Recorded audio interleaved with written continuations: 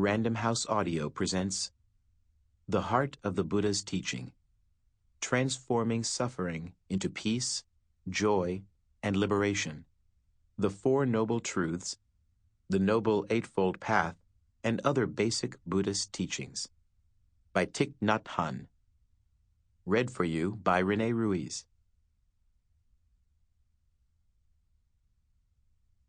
Part 1.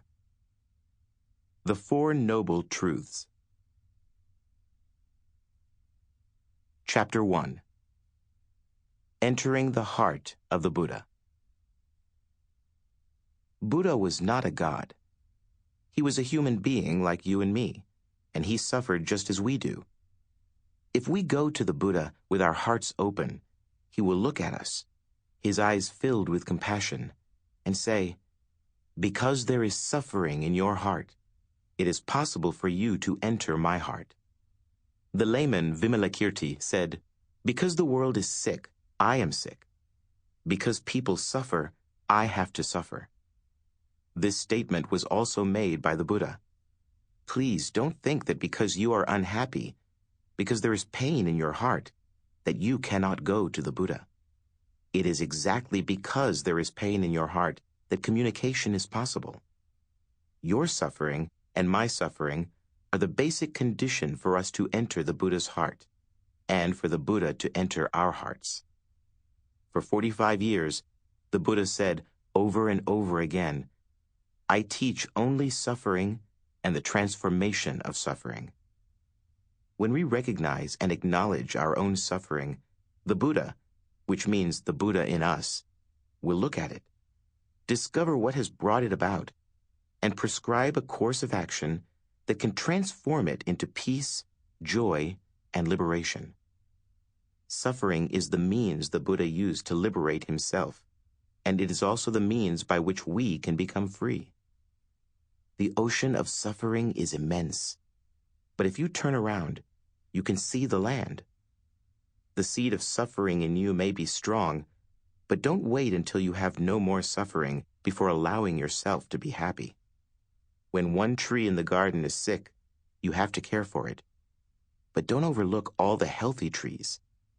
Even while you have pain in your heart, you can enjoy the many wonders of life. The beautiful sunset, the smile of a child, the many flowers and trees.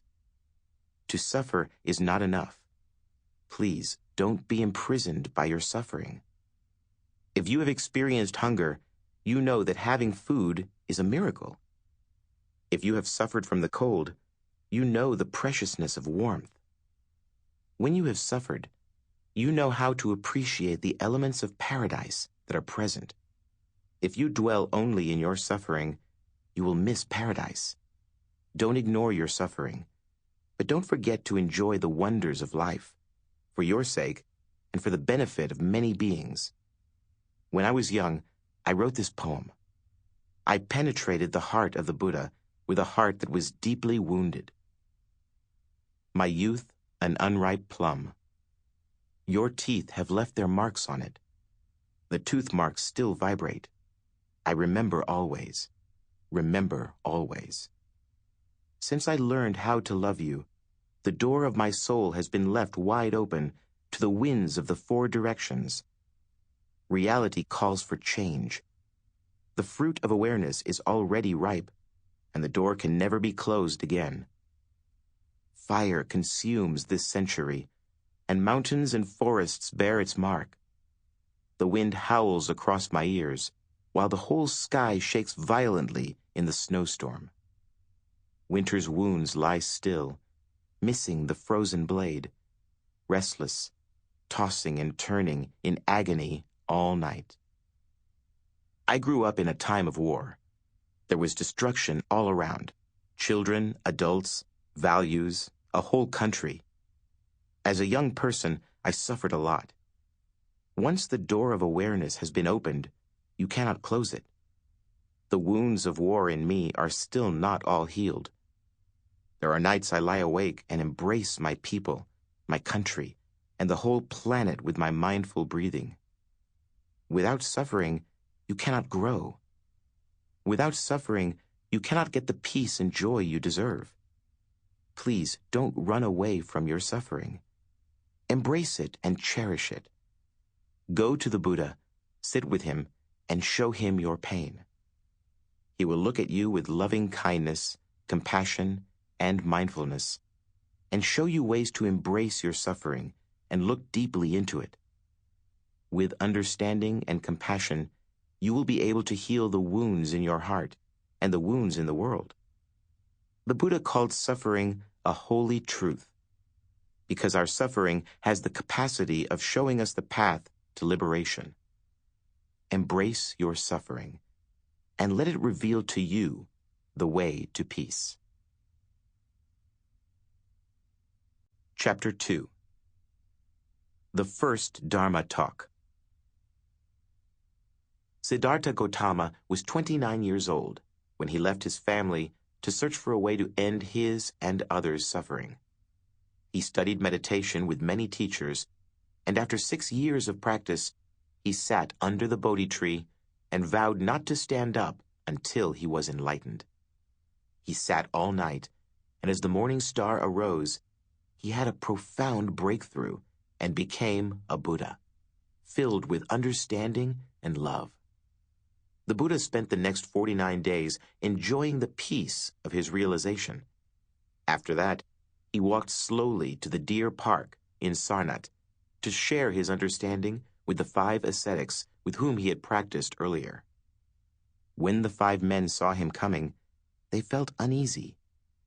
Siddhartha had abandoned them, they thought, but he looked so radiant that they could not resist welcoming him.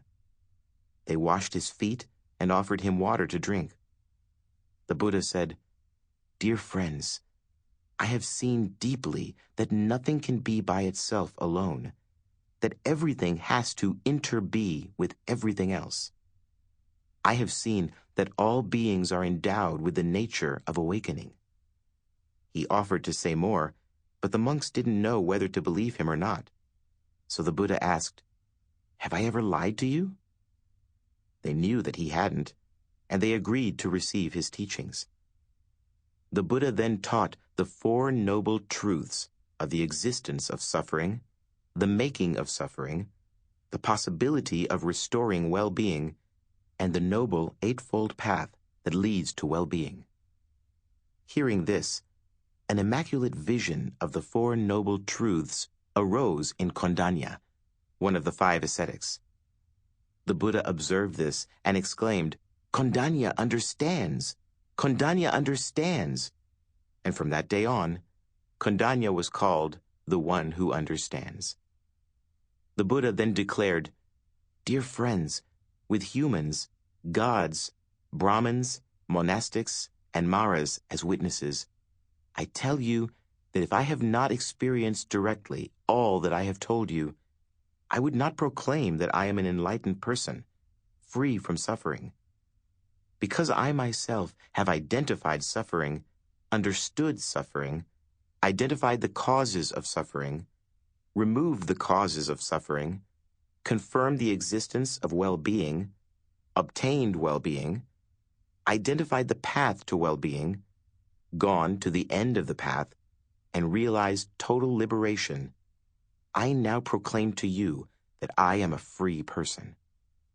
At that moment, the earth shook, and the voices of the gods, humans, and other living beings throughout the cosmos said that on the planet Earth, an enlightened person had been born and had put into motion the wheel of the Dharma, the way of understanding and love. This teaching is recorded in the Discourse on Turning the Wheel of the Dharma, Dhammacakkappavattana Sutta. The term discourse, sutra in Sanskrit, sutta in Pali, means a teaching given by the Buddha or one of his enlightened disciples.